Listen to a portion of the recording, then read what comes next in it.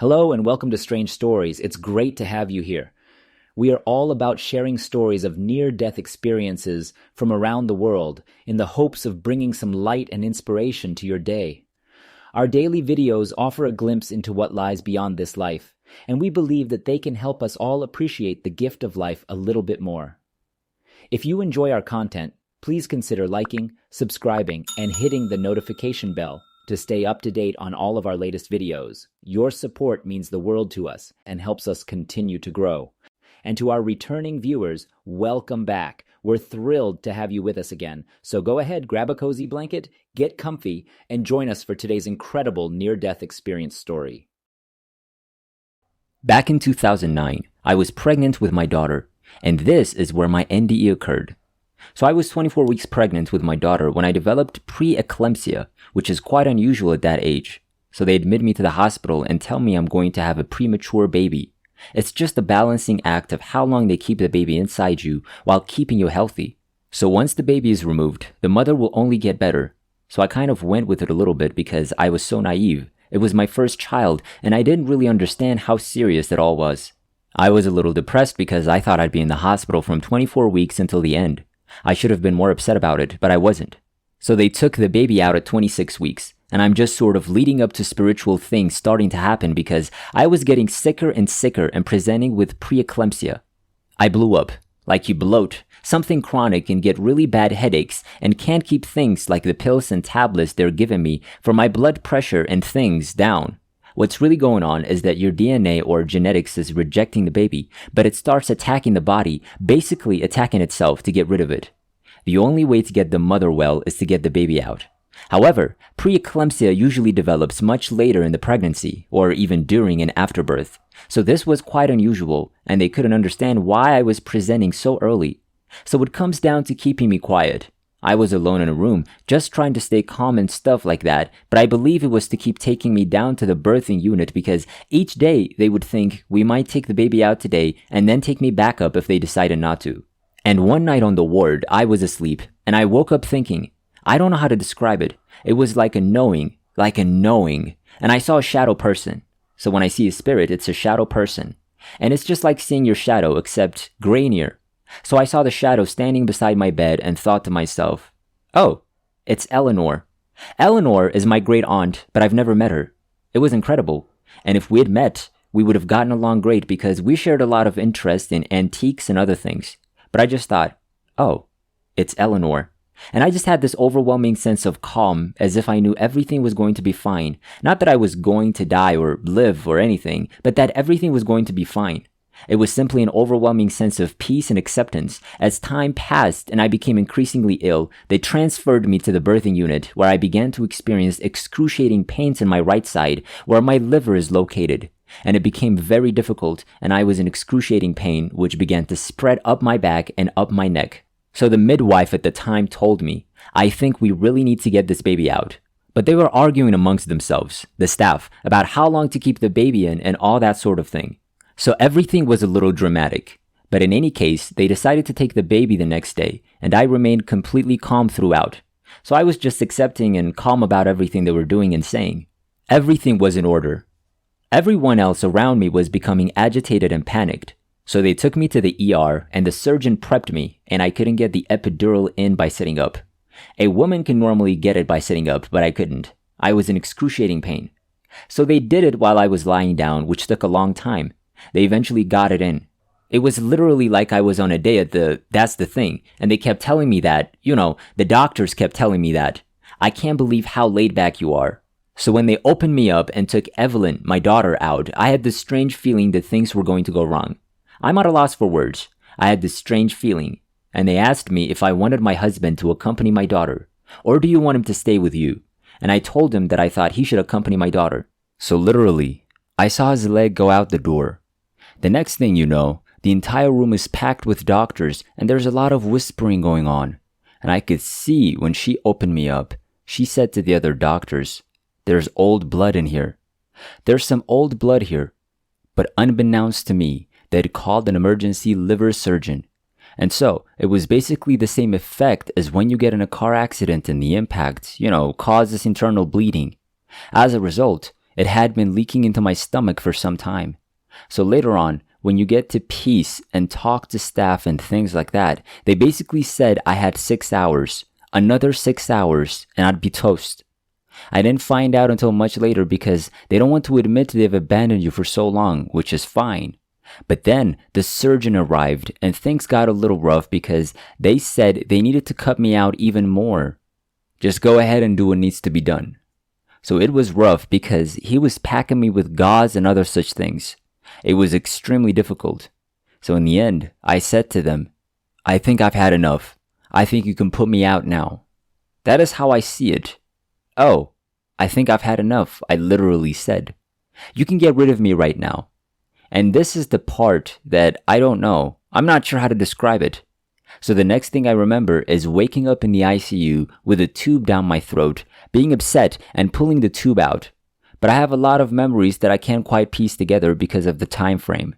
But out of my favorite memories is seeing my parents standing by the bed and feeling, for lack of a better word, a huge amount of love for them and wanting to give it to them. I felt compelled to share the love I was experiencing.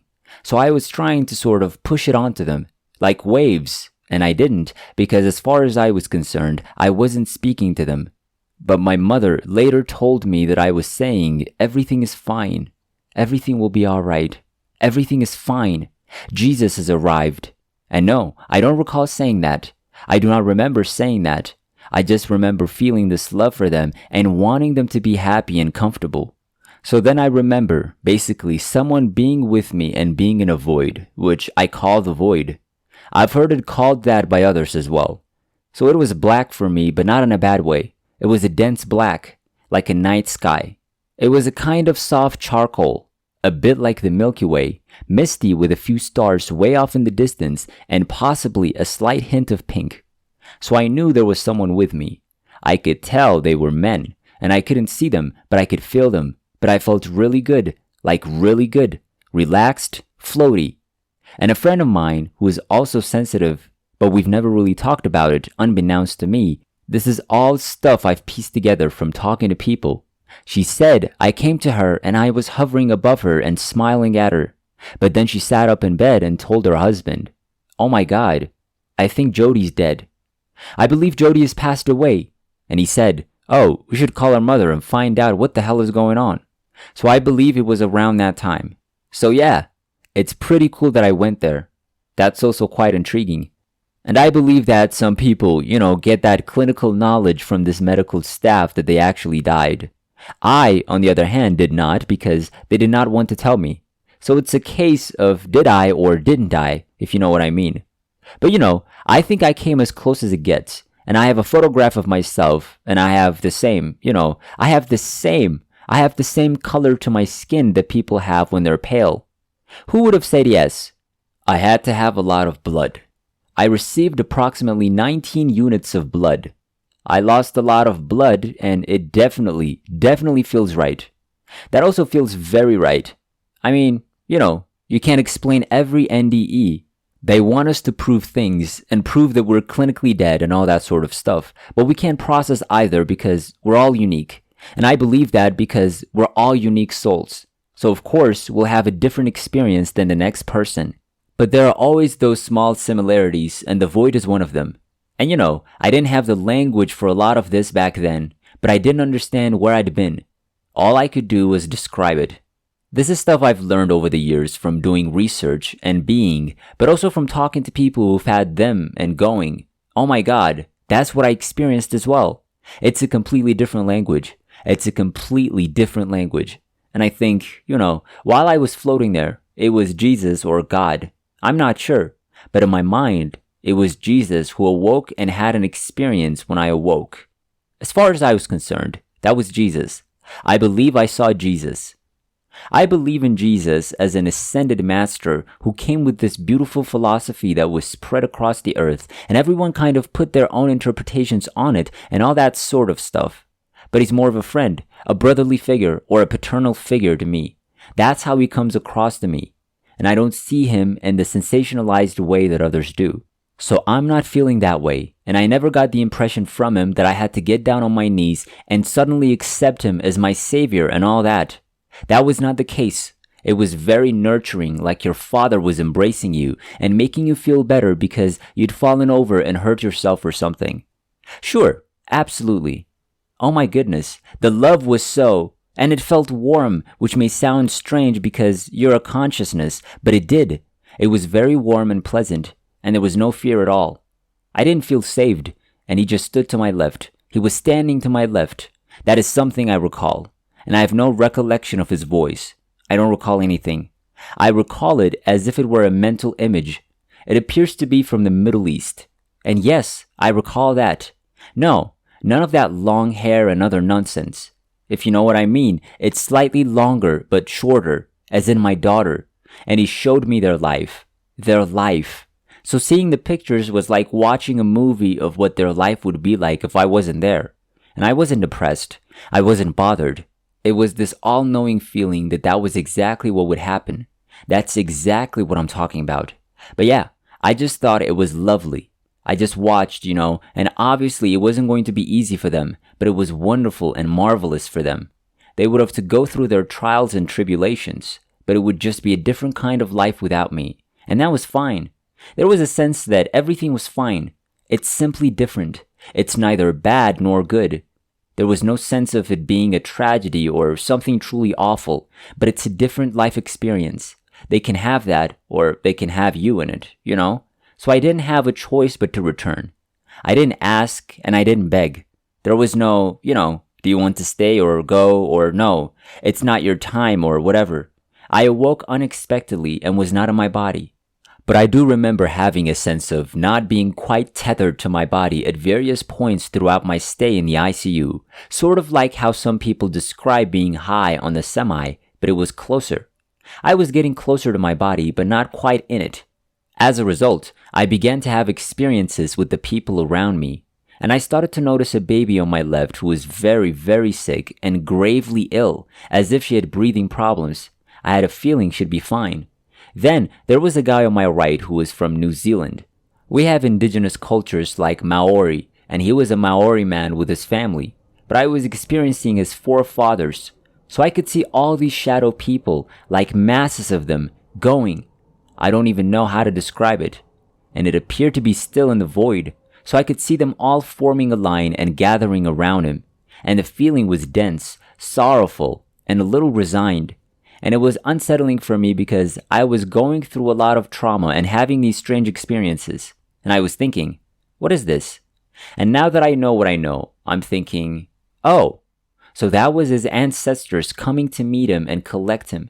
But the feeling was, and I've had it before with spirits who are tormented or have been a difficult person in their lives. They do, however, have a denser sensation. That's the only way I can put it. People who haven't had this experience are unlikely to understand it. But if you have it, if you're sensitive, you can go into spaces and places and just feel like something isn't right. Heavy. That's why I call it a dense sensation. So you can have the feeling that something isn't quite right. Something is not right here. There are various levels of it. So this guy had obviously not been a very good person in life for me. And the feeling from his ancestors was that he would go through some sort of process, or, I don't know, what I call an atonement. But I had the impression that they were coming to collect him as part of a loving process. And they were both sad and resigned to the fact that he would have to go through this process. And it came to terms with who he was, how he behaved, and how he treated people and things.